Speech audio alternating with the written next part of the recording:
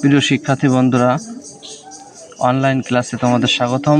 আমি আবারও তোমাদের মাঝে আসছি নবম শ্রেণীর গণিত বইয়ের অনুক্রম ধারা অধ্যায়ের এই 54 পৃষ্ঠায় অবস্থিত জোড়াই কাজ এই অংশ থেকে।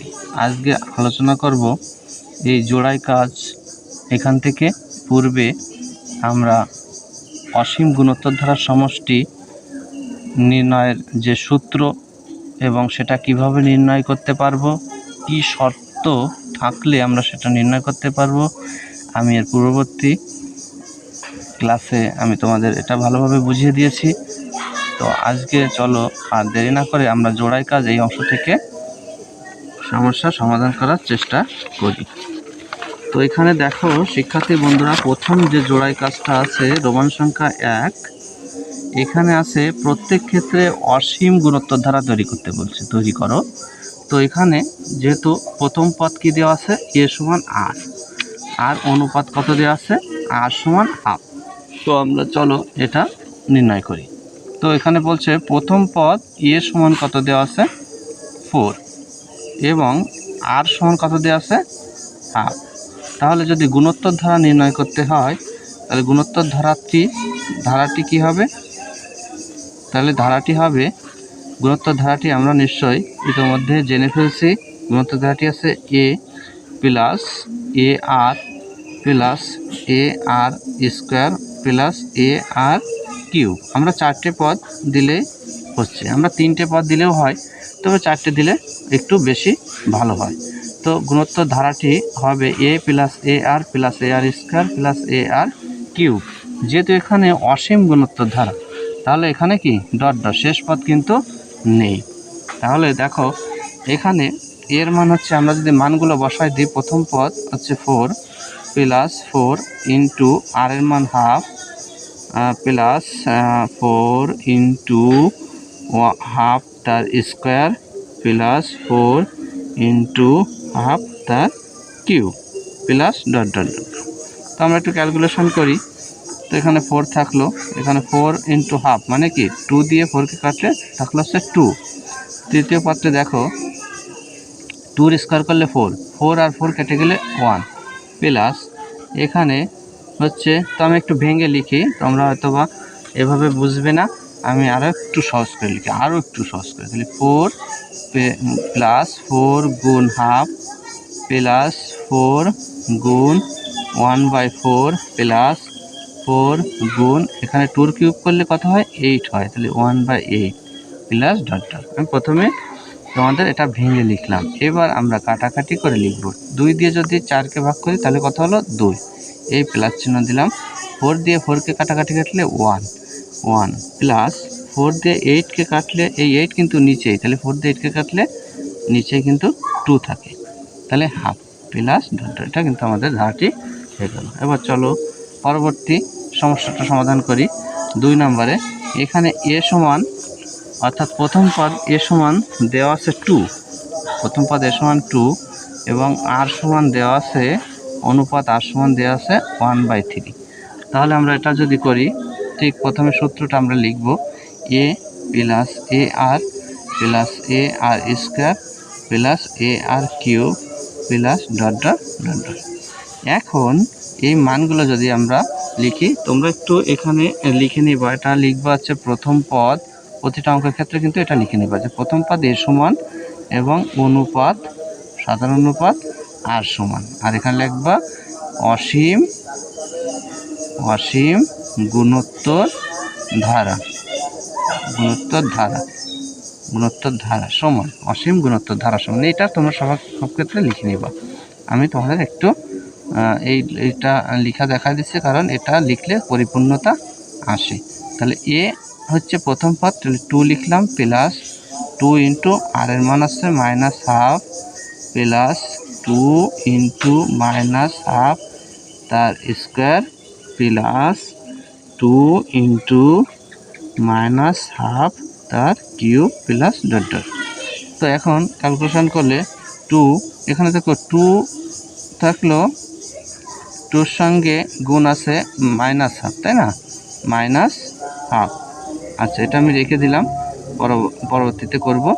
এখানে 2 থাকলো গুণ এখানে দেখো মাইনাস তার স্কোয়ার, তাহলে কি আছে 1/4 মাইনাস আছে আর হাফের স্কোয়ার হয়েছে, তাহলে 1/4। এখানে থাকতেছে 2 ইন্টু -1/8। এখানে কিন্তু মাইনাস থেকে যাচ্ছে, কারণ কি পাওয়ার যদি বেজোড় সংখ্যা হয় তাহলে মাইনাস কিন্তু মাইনাসে থেকে যায়, প্লাস এখানে আমরা ডট ডট দিয়ে দেবো, ডট ডট দিলাম। এখন পরবর্তী দেখো এখানে থাকছে 2, এখানে দেখো মাইনাস, এখানে মাইনাস হাফ, তাই না? 2 আর 2 কেটে গেলে এখানে থাকছে -1, এখানে থাকছে প্লাস হাফ, এইখানে থাকছে -1/4। এখানে 2 দিয়ে 8কে কাটলে 4 হয়, আর মাইনাস থাকলো -1/4। তাহলে আমরা 2 নম্বর প্রমাণ সংখ্যা 2 অঙ্কটাও আমরা করে ফেললাম। এবার আমরা 3 নম্বরে চলে যাব। প্রমাণ সংখ্যা 3-এ দেখি কি আছে। এখানে a সমান কত দেওয়া আছে? a সমান 3-এ দেওয়া আছে, a সমান দেওয়া আছে 1/3 আর r সমান 3। তাহলে a সমান আছে 1/3 আর r সমান দেওয়া আছে কি শুধুমাত্র 3। তাহলে সূত্রটা কি? a plus ar plus ar square plus ar cube plus dot dot. তাহলে আমরা মানগুলো বসাই। 1/3 প্লাস 1/3 ইন্টু 3 প্লাস 1/3 ইন্টু 3 তার স্কোয়ার প্লাস 1/3 ইন্টু 3 তার কিউব প্লাস ডট ডট। এখন আমরা একটু ভেঙে লিখি এটাকে, যে 1/3 প্লাস, দেখো 3 3 কেটে গেল 1 হলো, এখানে 3, এখানে আছে 3 স্কোয়ার মানে 9, 3 দিয়ে 9 কাটলে 3, তাহলে 3 প্লাস এখানে দেখো 3-র পাওয়ার কিউব, 3-র পাওয়ার যদি কিউব হয় তাহলে আছে 3 3 কে 9, 3 9 27, এবং 3 দিয়ে যদি 27কে ভাগ করি তাহলে 3 9 27, তাহলে 9 plus dot dot dot dot. এভাবে আমরা ধারাটি লিখতে পারি। এরপর আমরা চলে আসি চতুর্থ যে ধারাটি নির্ণয়, সেটা আমরা চলে আসি। চতুর্থ ধারাটি নির্ণয়ে a সমান দেওয়া আছে 1 আর r সমান কি দেওয়া আছে, এটা হচ্ছে 4 নম্বর অঙ্কটা। a সমান 1, r সমান দেওয়া আছে -2/7। একটু ভগ্নাংশ দেওয়া আছে কিন্তু তাও কি দেওয়া আছে মাইনাস, তাই না? তো সমস্যা নেই, কোনো চিন্তার কোনো কারণ নেই, অঙ্কটা খুবই সহজ এই অঙ্কগুলো। তাহলে a প্লাস, ধারাটি আমরা লিখি a plus ar plus ar square plus ar cube plus dot dot dot dot দিলাম। তাহলে এখানে এর মান আছে 1 প্লাস 1 ইন্টু -2/7 প্লাস 1 ইন্টু -2/7 তার স্কোয়ার প্লাস, এরপরে আছে প্লাস 1 ইন্টু -2/7 তারপর কী হবে কিউব প্লাস, এটা আমরা 4টে পদ করে নির্ণয় করছি। প্রতিটি ধারার ক্ষেত্রে 4টি পদ নির্ণয় করলেই যথেষ্ট। এখন দেখো এখানে ক্যালকুলেশন করলে 1, এখানে -2-র সঙ্গে 1 গুণ করলে -2/7, এখানে আসছে প্লাস 2-র স্কোয়ার করলে আছে 4, 4-এর সঙ্গে 1 গুণ করলে 4ই থাকলো, আর 7-এর স্কোয়ার করলে 7 7 49। এরপর দেখো -2-র কিউব করলে আছে 8, 7-এর কিউব করলে 7 7 49, আর 7 49 কত আমরা একটু গুণ করে দেখি, যে 7 7 49, তাই না? 49 গুণ 7, তাহলে 7 9 63, 3 হাতে 6, 4 7 28, আর 6 28 29 30 31 32 33 34, অর্থাৎ 343। এভাবে পরবর্তী পদগুলো আসবে। তাহলে আমরা নিশ্চয় এই যে জোড়াই তার যে অংশটুকু, যে অঙ্কগুলো আছে, আমরা এই পর্যন্ত কি সকলেই কিন্তু বুঝতে পারলাম। তাহলে চলো আমরা পরবর্তী পৃষ্ঠায় কি সমস্যা আছে সেটা নিয়ে একটু আলোচনা করার চেষ্টা করি। এখানে দেখো, এখানে যে সমস্যাটার কথা বলা হয়েছে, বলছে যে ধরো তুমি তোমার বাড়ির পাশে অথবা বাগানে একটি চারা গাছ রোপণ করলে। দেখো এখানে কিন্তু একটা ছবি দেওয়া আছে, এটা কি গাছ? একটা চারা গাছ, যে কোনো গাছ, চারা গাছ রোপণ করলে 1 বছর পর চারা গাছটির উচ্চতা 1 মিটার হলো। 1 বছর পরে কত মিটার হলো? 1 মিটার। এটা কিন্তু মনে রাখতে হবে যে 1 বছর পর আমাদের 1 মিটার হলো।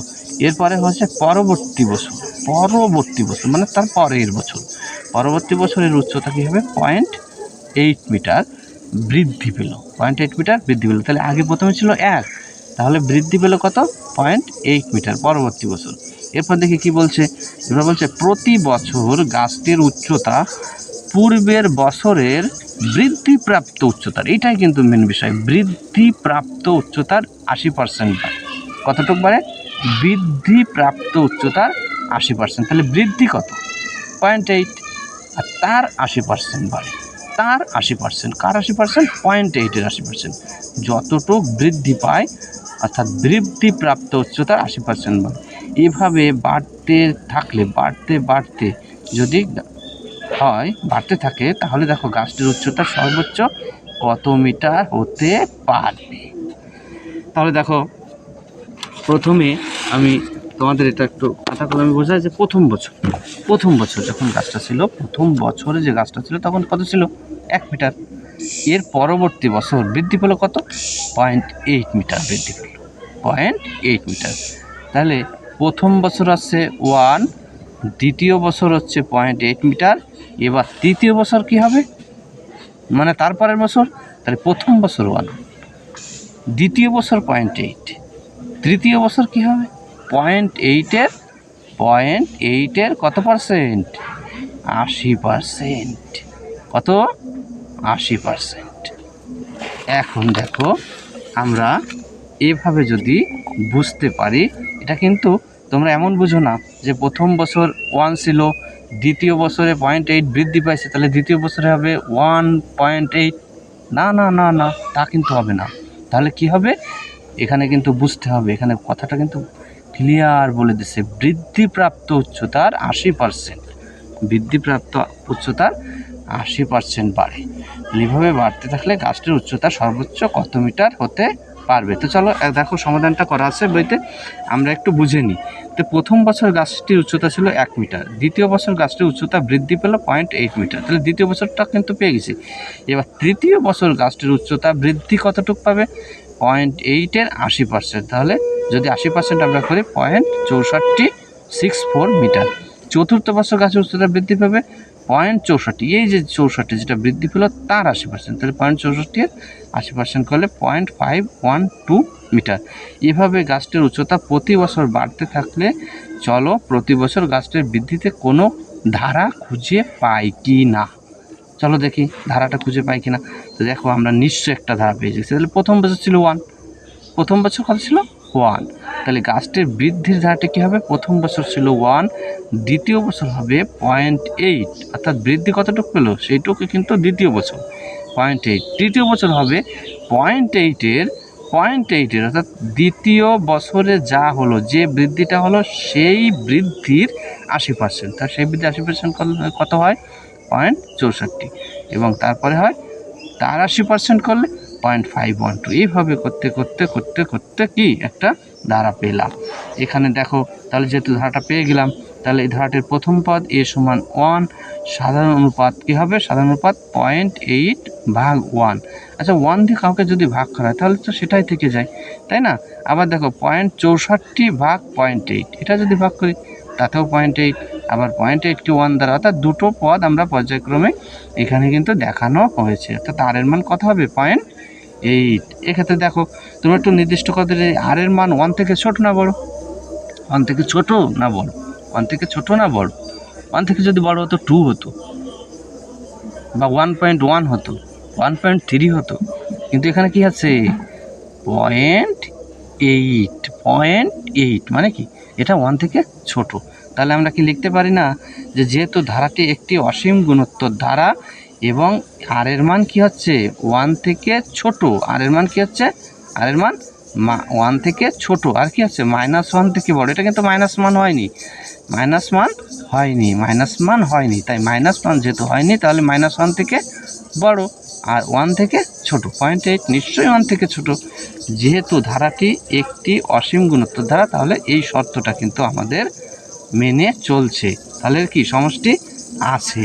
যেহেতু এটা যদি শর্ত মেনে চলে আমরা জানি, তাহলে কিন্তু সমষ্টি অবশ্যই থাকে। তাহলে দেখো আমরা এই যে সমস্যাটা সমাধান করছি, তাহলে এই সমস্যাটার এই ধারাটির এই ধারাটির কিন্তু সমষ্টি আছে। কিভাবে বুঝবো? আর এর মানের উপর নির্ভর করবে। এখানে আর এর মান যদি 1 থেকে ছোট হয় এবং -1 থেকে বড় হয়, তাহলেই শুধুমাত্র ধারাটির সমষ্টি পাওয়া যাবে। তাহলে এস ইনফিনিটি সমান a/1 - r। অসমিতক সমষ্টির যে গুণোত্তর ধারার ক্ষেত্রে অসীম গুণোত্তর ধারার ক্ষেত্রে সমষ্টির যে সূত্রটা, সেটা হচ্ছে a/1 - r, অর্থাৎ প্রথম পদ ভাগ 1 - অনুপাতটা দিলে কি হচ্ছে 1/0.2 করলে আমাদের কিন্তু উত্তরটা হচ্ছে 5 মিটার। তাহলে কি হলো? গাছটি সর্বোচ্চটা উচ্চতা হবে 5 মিটার। তাহলে এই যে শর্তটা এখানে দেওয়া আছে, এখানে এই শর্ত অনুযায়ী এই চারা গাছটি সর্বোচ্চ এর উচ্চতা কত হবে? সর্বোচ্চ উচ্চতা হচ্ছে 5 মিটার। আশা করি তোমরা এই পর্যন্ত সবাই বুঝতে পারছো। তাহলে যেহেতু বুঝতে পারছো, আমরা এতদিন আমরা উদাহরণের যে সমস্যাগুলো আছে সেই বিষয় নিয়ে অনেক আলোচনা করলাম। আগামী পর্বে আমরা আশা করা যায় আমরা অনুসন্ধানীতে ঢুকে যাব এবং পর্যায়ক্রমে আমি তোমাদের এই সকল সমস্যার সমাধানগুলো একে একে দিব। সে পর্যন্ত তোমরা সুস্থ থাকো, ভালো থাকো। আমি পরবর্তী পর্ব দেখার আমন্ত্রণ জানিয়ে শেষ করছি।